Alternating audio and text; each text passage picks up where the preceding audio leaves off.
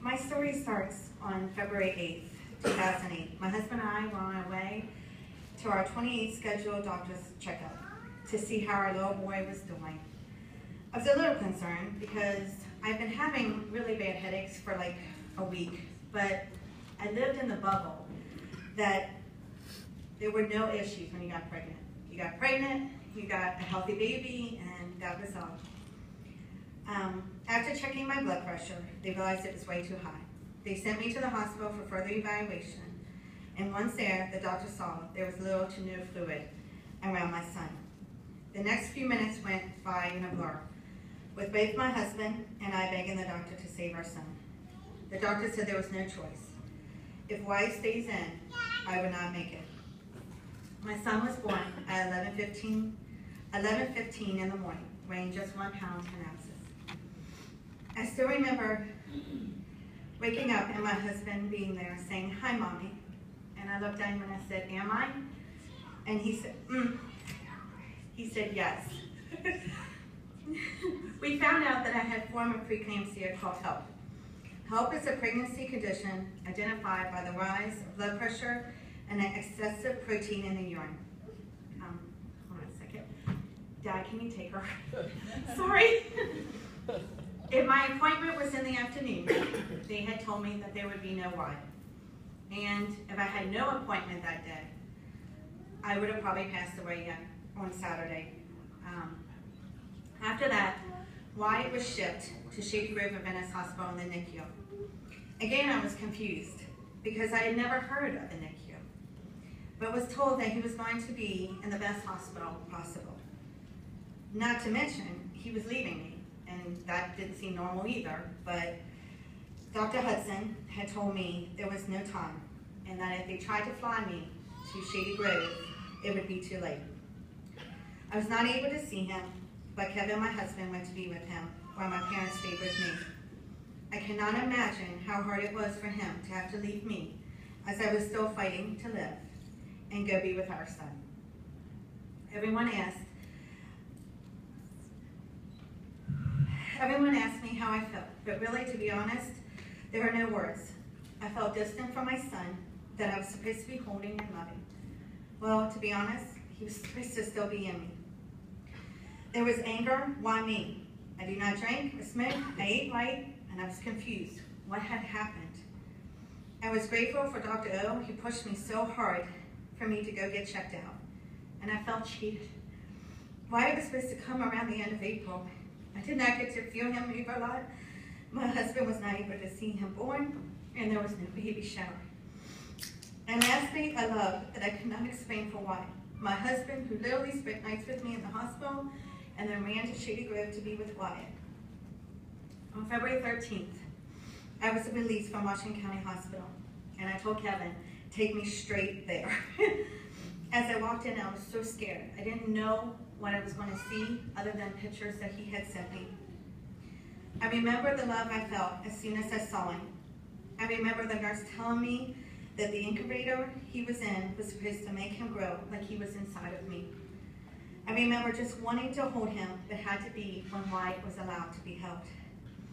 I remember just wanting, I think for me, I wanted it so bad because Kevin had already got to hold him first. About 3 hours into our visit, they told me I could do kangaroo care with him. The second Wyatt was placed on my chest, I just knew that no matter what was going to help him, I would do whatever I had to let him grow. There was relief in me because I just knew in my heart that he would be okay. No one wants to be a parent of someone in the NICU, but the nurses there make you feel that it's okay and that he would be okay to be left every night. But wait, I'm supposed to have to actually leave him? The worst feeling is that every time the phone rang, my heart would stop. Is it the hospital? Is something wrong? Sometimes it was them just telling me why I wanted to say goodnight.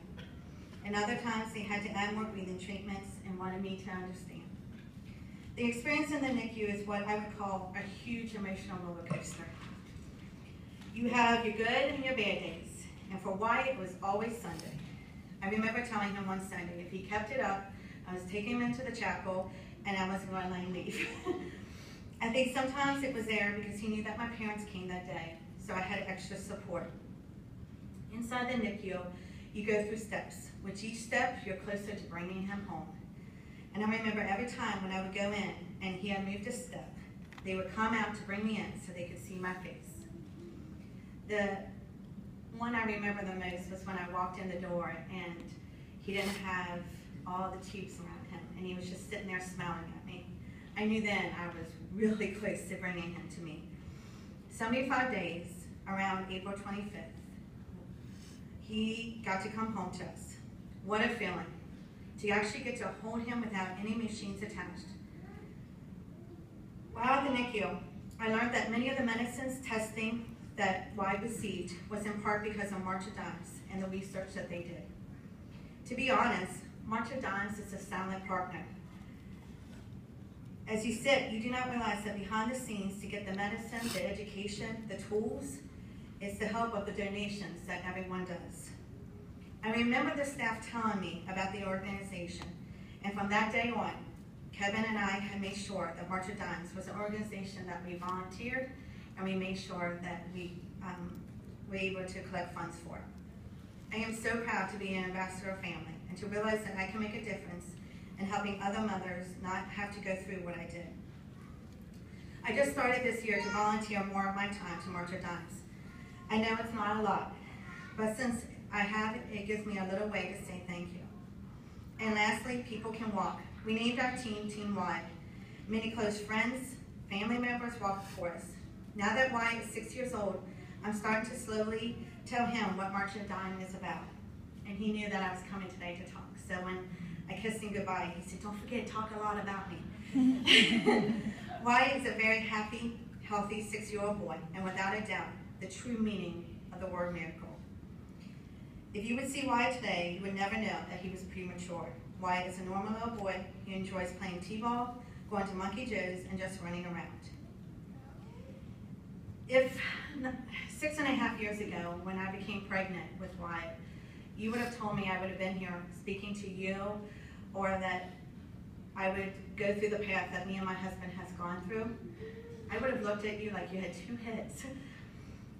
But I can honestly tell you that this experience has made me realize how strong of a person and mom I am, how strong the bond of love that I have for my husband, and how he stood by me and took care of my son when I couldn't be there. And lastly, it made everyone who has heard my story realize that there is miracles, and that you should believe in them and realize that they do come true. I would not change one thing that happened, because like I said, it has given me so much, and Wyatt has given me so much love from the minute that he was born to the little boy that he is now. On behalf of my family, I want to thank you for being here today. Because of the money that you and your team raised, that will help more and more babies be born healthy. We'll see you on Saturday, April 26th. Just look for us, Wyatt Dennis team. Thank you all very much.